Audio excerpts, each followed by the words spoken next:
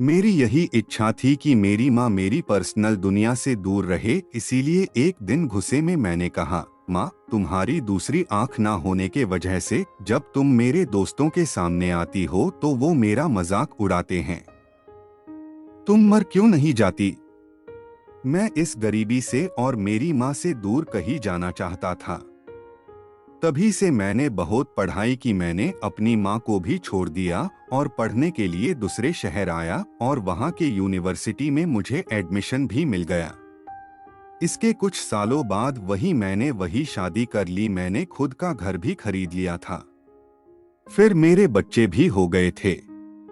अब मैं खुशी से एक सफल इंसान की तरह जी रहा था। मुझे यह जिंदगी बहुत पसंद थी। दिन ब दिन यह खुशी बढ़ती ही जा रही थी। लेकिन एक दिन अचानक मेरी माँ को मैंने अपने दरवाजे पर देखा। तब सभी मुझसे पूछने लगे कि यह कौन है।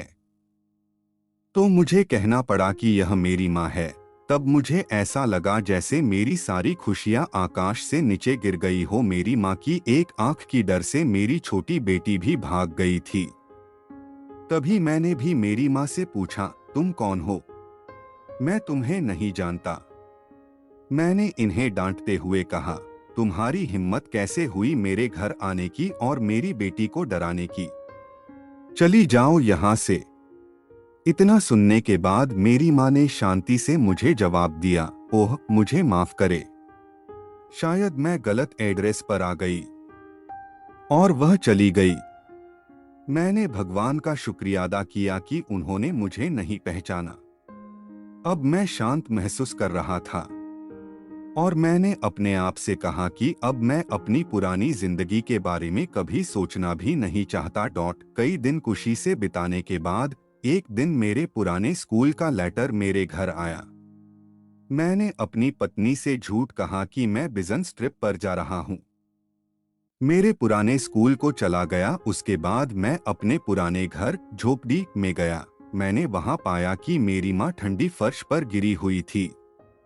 ये सब देखने के बाद भी मेरी आंखों से एक आंसू तक नहीं निकला। उनके हाथों में कागज का एक टुकड़ा था। शायद वह मेरे लिए कोई पत्र ही था। उन्होंने लिखा था, मेरे बेटे, मुझे लगता है कि अब मेरे जाने का समय आ चुका है और अब मैं तेरे घर भी नहीं आ सकती। लेकिन मैं एक बार तुम्हें देखना चाहती हूँ, तुमसे मिलना चाहती हूँ। मुझे तुम्हारी बहुत याद आती है।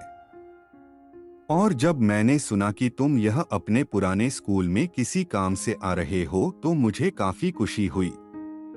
लेकिन मैंने निश्चय किया कि एक आंख होने की वजह से मैं तुम्हारे लिए स्कूल नहीं जाऊंगी और मैं नहीं चाहती थी कि मुझे देखकर तुम्हें घबराहट हो। तुम्हें याद होगा कि जब तुम बहुत छोटे थे तब तुम्हारा एक एक्सीडेंट हुआ था और तुमने अपनी एक आंख खो दी थी।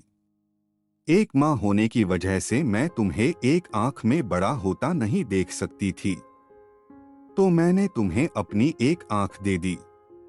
और आज मुझे गर्व है कि मेरा बेटा इस पूरी दुनिया को देख सकता है। तुमने जो कुछ भी किया उससे मैं कभी दुखी नहीं हुई।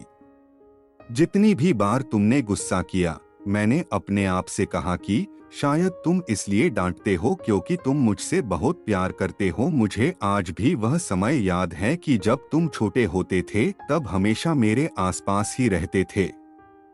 मैं तुम्हें बहुत याद करती हूँ। I love you. मेरे लिए तुम ही मेरी दुनिया हो। ये सब पढ़कर मुझे लगा कि मैंने उस इंसान से नफरत की जो पूरी जिंदगी मेरे लिए जिया। मुझे अपनी माँ के लिए रोना आ रहा था। अब मुझे अपनी सबसे बड़ी गलती का एहसास हो चुका था। कृपया यदि आपने इस कहानी का आनंद लिया हो तो लाइक, कमेंट और सब्सक्राइब जरूर करें।